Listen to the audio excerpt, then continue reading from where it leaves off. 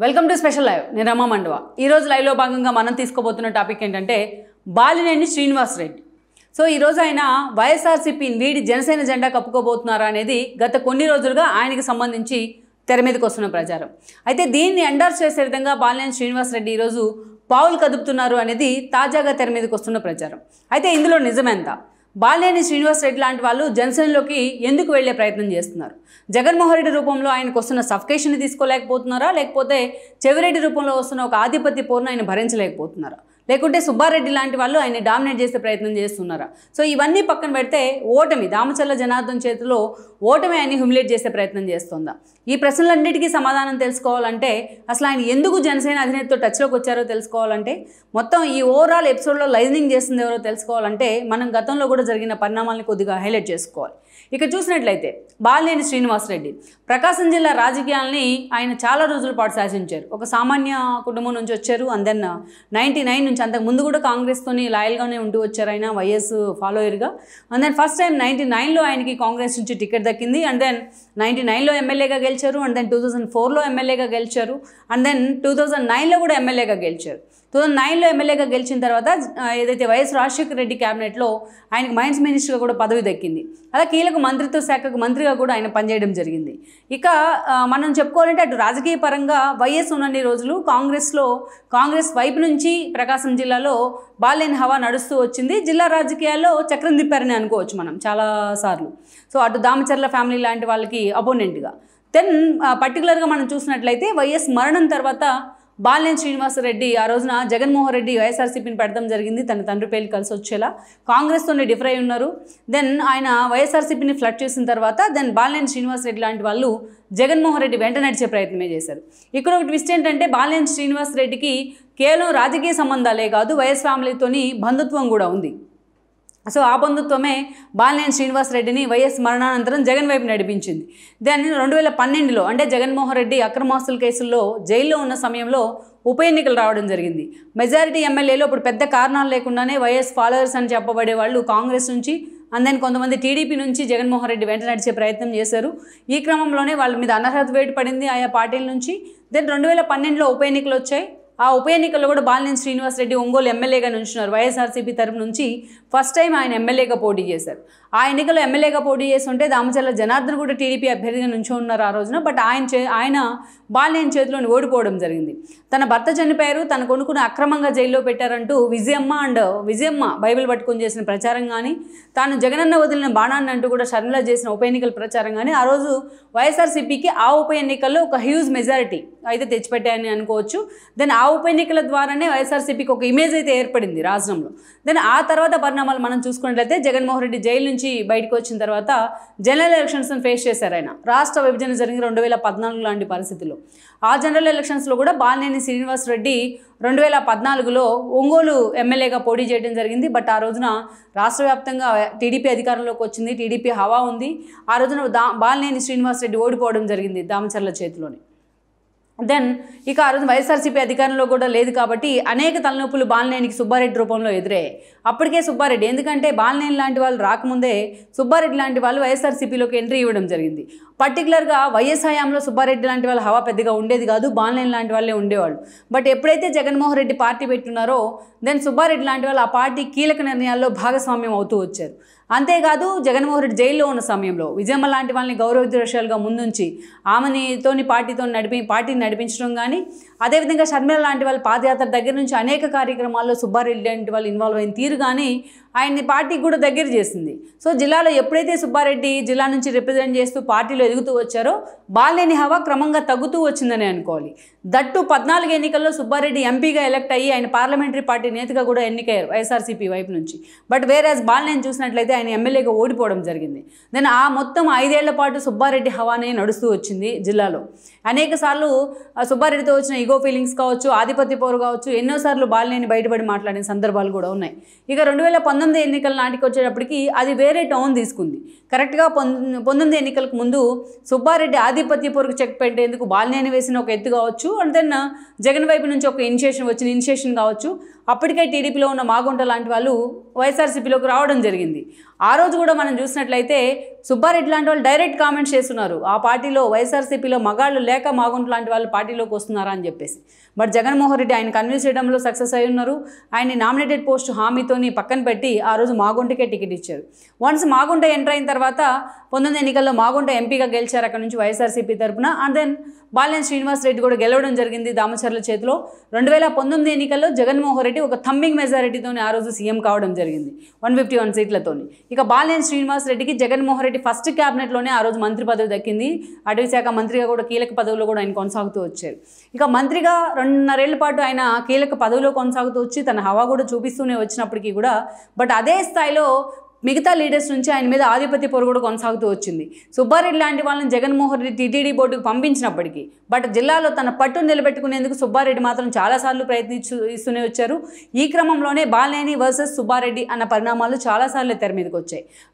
ఎదురుగా ఉన్న ప్రత్యర్థుల కంటే, ఎదుటి పార్టీలో ఉన్న ప్రత్యర్థుల కంటే సొంత పార్టీలో ప్రత్యర్థులే బాలినేనికి ఎక్కువ అవుతూ వచ్చారు. అందులో ముందుగా చెప్పుకోవాల్సింది వైవి సుబ్బారెడ్డి గురించే. అని అటు అధికారులు ట్రాన్స్ఫర్స్ దగ్గర నుంచి వాళ్ళ ప్రమోషన్స్ వరకు ఇక అనేక విషయాల వరకు బాలినేని చాలాసార్లు సఫర్ అవుతూ వచ్చారు. సుబ్బారెడ్డి కారణంగా ఎన్నోసార్లు ఈ విషయాన్ని కూడా ఎక్స్పోజ్ చేస్తూ వచ్చారు మీడియా ముందే. భూ ఆక్రమణల కేసులో ఆల్మోస్ట్ బాలినేని ఫ్యామిలీని సుబ్బారెడ్డి లాంటి వాళ్ళు ఇరికించే ప్రయత్నం చేశారనేది ఆయన ఆవేదన కూడా ఎన్నోసార్లు బయటికి కూడా చెప్పుకుంటూ వచ్చారు. తన వియ్యంకుడి రూపంలో, తన కొడుకు రూపంలో తను టార్గెట్ చేస్తున్నారు అని చెప్పేసి. ఈవెన్ తాను మంత్రిగా ఉన్నా తన మాట కనీసం అధికారులు కూడా పట్టించుకోవట్లేదంటూ ఎన్నోసార్లు మీడియా ముందు ఆయన వాపోయిన పరిస్థితుంది. ఇక ఇదంతా ఒక ఎత్తు అయితే ఆయన మంత్రిగా ఉన్న సమయంలోనే ఆయన మీద జగన్మోహన్ రెడ్డికి అనుమానాలు రావడానికి కూడా ఒక పెద్ద రీజన్ ఉంది.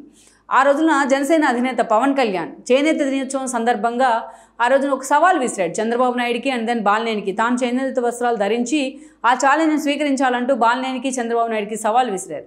బట్ చంద్రబాబు నాయుడు కామ్గా ఉంటే బాలినేని లాంటి వాళ్ళు మంత్రిగా ఉండి ఆ రోజున ఏదైతే ఖద్దరు షర్ట్ వేసుకొని మరి పవన్ కళ్యాణ్ ఛాలెంజ్ని స్వీకరిస్తున్నా అంటూ సోషల్ మీడియాలో పోస్ట్ చేస్తున్నారు. ఇది నిజంగానే బాలినేనికి ఒక సఫికేషన్ అయితే క్రియేట్ చేసింది. అప్పటికే పవన్ కళ్యాణ్ని తమ ప్రత్యర్థిగా ఊహిస్తూ ఆయన వ్యక్తిగత విషయాల దగ్గర నుంచి ఆయన పెళ్లిళ్ళ వ్యవహారం దగ్గర వరకు, ఆయన సినిమాల దగ్గర నుంచి ఆయన పార్టీ వరకు జగన్మోహన్ రెడ్డి సహా అందరూ టార్గెట్ చేస్తూ వస్తున్నారు. అలాంటి పవన్ కళ్యాణ్ ఛాలెంజ్ విసిరితే దానికి బాలినేని మంత్రి హోదాలో ఉండి స్పందించడాన్ని కూడా కొంతమంది ఆయన ప్రత్యర్థులు తప్పుపట్టారు. అది కూడా జగన్మోహన్ రెడ్డి దగ్గర రాంగ్ పోర్ట్రేట్ చేసే ప్రయత్నం అయితే జరిగింది. ఇక అదలా ఉంచినట్లయితే జగన్మోహన్ రెడ్డి ఎప్పుడైతే క్యాబినెట్ ఎక్స్పాన్షన్ అనుకున్నారో అప్పుడు బాలినేని శ్రీనివాస్ రెడ్డిని తీసి పక్కన పెట్టే ప్రయత్నం చేశారు. బట్ అదే జిల్లాకు చెంది బాలినేని అనుచరుడుగా రాజకీయాల్లోకి వచ్చిన ఆదిమూలం సురేష్ని కంటిన్యూ చేశారు జగన్మోహన్ రెడ్డి. దీన్ని చాలా సీరియస్గా ఆయన డినై చేశారు. బాలినేని ఆల్మోస్ట్ జగన్మోహన్ రెడ్డి దగ్గర, సజ్జల దగ్గర పంచాయతీకి వెళ్ళే ప్రయత్నం కూడా చేసినా బట్ జగన్మోహన్ రెడ్డి దగ్గర మాత్రం బాలినేని పప్పులు ఉడకలేదు. బట్ ఆయన మంత్రి పదవి నుంచి తీసి పక్కన పెట్టారు. అప్పటి నుంచి కూడా బాలినేని ఎన్నోసార్లు అధికార పార్టీకి అంటే జగన్మోహన్ రెడ్డికి వ్యతిరేకంగా ఎన్నోసార్లు తన వాయిస్ వినిపిస్తూ వచ్చారు. ఈవెన్ తెలంగాణలో టీఆర్ఎస్ ఓడిపోయి కాంగ్రెస్ గెలిచినప్పుడు తాను టీఆర్ఎస్ ఓడిపోతుందని ముందే చెప్పానంటూ కూడా మాట్లాడారు. ఇక్కడ మాకు కూడా అదే పరిస్థితి అంటూ కూడా మాట్లాడారు. చంద్రబాబు నాయుడు అరెస్ట్ చేయడాన్ని తప్పుపట్టారు. పొరపాటున టీడీపీ అధికారంలోకి వస్తే మన పరిస్థితి ఏంటంటూ కూడా ఆ రోజు ఆయన మాట్లాడే ప్రయత్నం చేశారు. ఇలా అనేక రకాలుగా అసలు జగన్మోహన్ రెడ్డి పాలనని, అధికారుల తీరును కూడా ఎన్నోసార్లు ఆయన ఆనం రామనారెడ్డిని తరహాలోనే ఆక్షేపిస్తూ వచ్చారు. అసలు అలా ఓవరాల్గా చూసినట్లయితే మాత్రం ఇన్ని సంవత్సరాలు తన సుదీర్ఘ రాజకీయ జీవితంలో ఇంత సఫికేషన్ ఎప్పుడు కూడా నేను ఫీల్ అవ్వలేదనే మాటని పదే పదే హైలైట్ చేస్తూ వచ్చారు ఆయన. జగన్మోహన్ రెడ్డిని కూడా చాలాసార్లు ఆయన టార్గెట్ చేసిన సందర్భాలు ఉన్నాయి. At the same time Jaganmohan Reddy and coke కూడా ఆయన టార్గెట్ అయిన సందర్భాలు ఉన్నాయి ఆయన కోర్ టీంకు. ఇక ఎన్నికలు దగ్గర పడే కొద్ది కూడా ఈ సఫికేషన్ ఆయనకి ఎక్కువ అవుతూ వచ్చింది. ఒకవైపు చూస్తే తన అనుచరుడుగా రాజకీయాల్లోకి వచ్చిన ఆదిమూలం సురేష్ మంత్రిగా కొనసాగుతూ ఉన్నారు. మరోవైపు చూసినట్లయితే తన అన్న జంగే వెంకటరెడ్డి లాంటి వాళ్ళ అనుమతి తీసుకోకుండా జగన్మోహన్ రెడ్డి అక్కడ టికెట్లు షఫలింగ్ చేపట్టడం జరిగింది. అంతేకాదు మాగుంటున్న శ్రీనివాస్ రెడ్డి బాలినేని క్లోజ్ కూడా ఆయన పార్టీని విడిచి వెళ్ళిపోతున్నాను అన్నప్పటికీ కూడా జగన్మోహన్ రెడ్డి ఆయన ఎక్కడ పట్టించుకున్న పాపాను పోలేదు. కేవలం లిక్కర్ మాఫియా వ్యవహారంలో రాఘవరెడ్డిని అరెస్ట్ చేశారన్న ఒకే ఒక కారణాన్ని చూపిస్తూ మాగుంట శ్రీనివాస్ రెడ్డిని లైట్ తీసుకునే ప్రయత్నం చేశారు జగన్మోహన్ రెడ్డి. లాస్ట్ మినిట్ వరకు మాగుంటకి టికెట్ ఇవ్వాల్సిందే అని కూడా బాలినేని పట్టుబట్టారు. బట్ జగన్మోహన్ రెడ్డి ఎక్కడ ఆయన్ని కన్సర్న్లోకి తీసుకునే ప్రయత్నం చేయలేదు. మాగుంట టీడీపీలోకి వెళ్ళిపోయినారు. ఈరోజు ఎంపీగా గెలుచున్నారు ఆయన. దెన్ అక్కడ చూసినట్లయితే ఇక మాగుంట ప్లేస్లో ఏదైతే చెవిరెడ్డిని తీసుకొచ్చి, తిరుపతి నుంచి చెవిరెడ్డిని తీసుకొచ్చి మరీ జగన్మోహన్ రెడ్డి అక్కడ ప్లాన్ చేసే ప్రయత్నం చేశారు. ఇది బాలినేనికి నచ్చలేదు. పక్క జిల్లాల నుంచి ఎందుకు ఏదైతే నియోజకవర్గేతరులు తీసుకొస్తున్నారంటూ కూడా ఆయన ఓపెన్గా విమర్శించే ప్రయత్నం చేశారు. అలా అప్పటి నుంచి సుబ్బారెడ్డి వర్సెస్ బాలినేని అనేది ఎలాగ ఫైట్ ఉందో జిల్లాలో, ఇక అదేవిధంగా చూస్తే చెవిరెడ్డి వర్సెస్ బాలినేని అన్న పరిణామాలు కూడా మొన్న ఎన్నికల టైంలో తెర మీదకి వచ్చాయి. అటు చెవిరెడ్డి ఎంపీగా ఓడిపోవడం జరిగింది. ఇటు మొన్నటి ఎన్నికల్లో బాలినేని శ్రీనివాస్ రెడ్డి కూడా దామచర్ల చేతిలో ఓడిపోవడం జరిగింది. ఇక ఓడిపోయిన తర్వాత ఆయన చుట్టూ ఆయన కేంద్రంగా అనేక ప్రచారాలు జరుగుతూ వచ్చాయి. సో ఓవరాల్గా చూసినట్లయితే గతంలో ఆయనకి జనసేన అధినేత పవన్ కళ్యాణ్తో ఉన్న సత్సంబంధాలు కానీ, గతంలో జరిగిన టీడీపీకి రాబోతున్నారన్న ప్రచారం కానీ మరోసారి తెర మీదకి వచ్చింది. ఆయన పదే పదే దాన్ని ఖండించే ప్రయత్నం చేస్తున్నా అనేక సార్లు అదే వార్త తెర మీదకి వస్తుంది, హల్చల్ చేస్తోంది.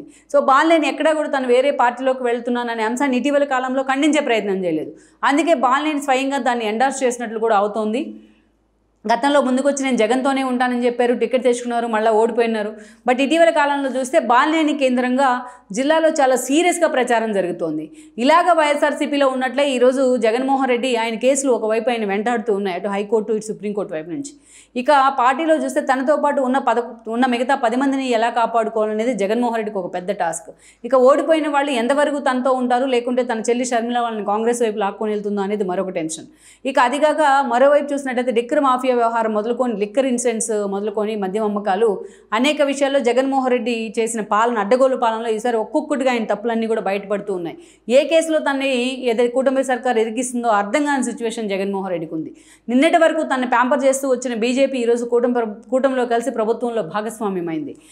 అలా అని ఢిల్లీకి వెళ్ళి జాతీయ స్థాయి పార్టీలను కోపప్ చేసే ప్రయత్నం చేసినా అంత ఈజీగా రాహుల్ గాంధీ లాంటి వాళ్ళు జగన్మోహన్ రెడ్డిని దగ్గరికి తీసే పరిస్థితి లేదు, ఎందుకంటే షర్మిల ఆల్రెడీ ఉన్నారు కాబట్టి. సో అటు తల్లి చెల్లి కూడా ఆయన పక్కన లేరు. ఇలా అనేక సమస్యలతో జగన్మోహన్ రెడ్డి సతమతం అవుతూ ఉన్నారు. ఇలాంటి సిచ్యువేషన్లో ఆయనకే దిక్కు దిశ లేనప్పుడు తమకు పార్టీలో ఉంటే తమ భవిష్యత్తు ఏంటి అని కూడా బాలినేని లాంటి వాళ్ళు చాలా సీరియస్గా ఆలోచన చేస్తున్నారు. తను జగన్మోహన్ రెడ్డి గురి చేసిన సఫికేషన్ కూడా ఈరోజు ఆయన వేరే పార్టీ వైపు మళ్ళేలా చేస్తోంది. దానిలో భాగంగానే ఈరోజు బాలినేని శ్రీనివాసరెడ్డి జనసేన వైపు చూస్తున్నారని కూడా చెప్తున్నారు. ఇప్పటికే పవన్ కళ్యాణ్తో బాలినేని టచ్లోకి వచ్చారనేది చాలా సీరియస్గా జిల్లాలో జరుగుతున్న చర్చ. అంతేకాదు పవన్ కళ్యాణ్కి అత్యంత సన్నిహితులు అనబడే డైరెక్టర్ త్రివిక్రమ్ శ్రీనివాస్ కానీ, ప్రొడ్యూసర్ దిల్ రాజుతో అటు బాలినేని కూడా సత్సంబంధాలే ఉన్నాయి. ఇండస్ట్రీతో చాలా సత్సంబంధాలే ఉన్నాయి బాలినేనికి. సో ఆ స్థాయిలో వాళ్ళిద్దరూ కూడా ఆయన జనసేనలోకి తీసుకొచ్చేందుకు చర్చలు జరుపుతున్నారు. ఈయన కూడా వాళ్ళతో చర్చలు జరుపుతున్నారు. చాలా సుముఖంగా ఉన్నారు జనసేనలోకి వెళ్లేందుకు కూడా బాలినేని అనే చర్చ జరుగుతోంది. ఇక తన అనుచరులు ఎవరైనా సరే టీడీపీలోకి వెళ్ళాలని అనుకున్నా టీడీపీలోకి వెళ్ళొద్దు, మీరు జనసేనలోకి వెళ్ళండి అన్నట్టుగా బాలినేని వాళ్ళకు ఒక హింట్ ఇచ్చే ప్రయత్నం చేస్తున్నారనే ప్రచారం కూడా జరుగుతోంది. అయితే బాలినేని ఎంతవరకు కూడా జనసేన యాక్సెప్ట్ చేస్తుంది అనేది ఒక చర్చ అయితే, బట్ పవన్ కళ్యాణ్కి బాలినేని మీద ఉన్న సాఫ్ట్ కారణంతో ఆయన జనసేనలోకి వచ్చే అవకాశాలే పుష్కలంగా ఉన్నాయనేది ఇది జనసేన వైపు నుంచి వస్తున్న ఒక లీక్. అయితే జనసేనలోకి ఆయన వచ్చినట్లయితే ఇన్ని రోజులుగా బాలినేని కారణంగా ఆయన అనుచరుల కారణంగా టీడీపీలో చాలామంది సఫికేషన్ ఫీల్ అవుతూ వచ్చారు. జిల్లాలో చాలామందిని ఇబ్బంది పెట్టిన సందర్భాలు ఉన్నాయి టీడీపీ క్యాడర్ని.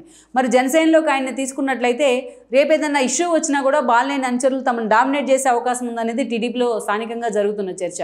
అయితే స్థానిక ఎమ్మెల్యేగా ఉన్న జనార్దన్ కన్సర్న్లోకి తీసుకోకుండా ఎంతవరకు కూడా ఆయన్ని పార్టీలోకి తీసుకున్నట్లయితే, అది కూడా జనసేనలోకి తీసుకున్నట్లయితే, ఏదంటే కూటమిలో భాగస్వామ్యం అయి ఉన్నారు కాబట్టి పవన్ కళ్యాణ్ లాంటి వాళ్ళు, ఎంతవరకు ఆ పార్టీల మధ్య ఇష్యూ సార్ట్ అవుట్ అవుతుందనేది మరొక అనుమానంగా చెప్పాలి. సో ఓవరాల్గా మనం చూసుకున్నట్లయితే ఈ రోజున బాలినేని రాకను అటు స్థానికంగా ఉన్న టీడీపీ శ్రేణులు కానీ జనసేన శ్రేణులు కూడా చాలా సీరియస్గా వ్యతిరేకిస్తున్నాయి.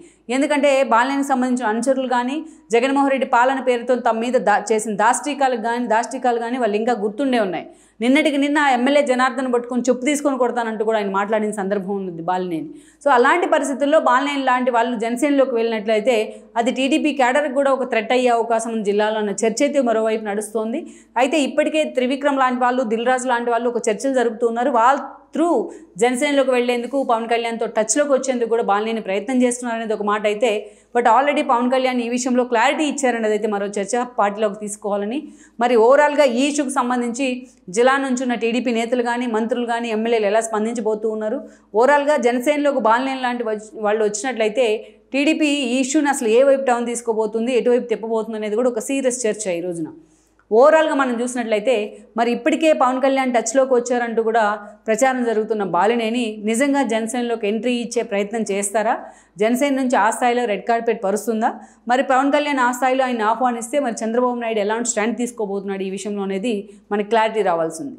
ఈ వీడియో మీకు నచ్చినట్లయితే please share, like and subscribe R24 Telugu.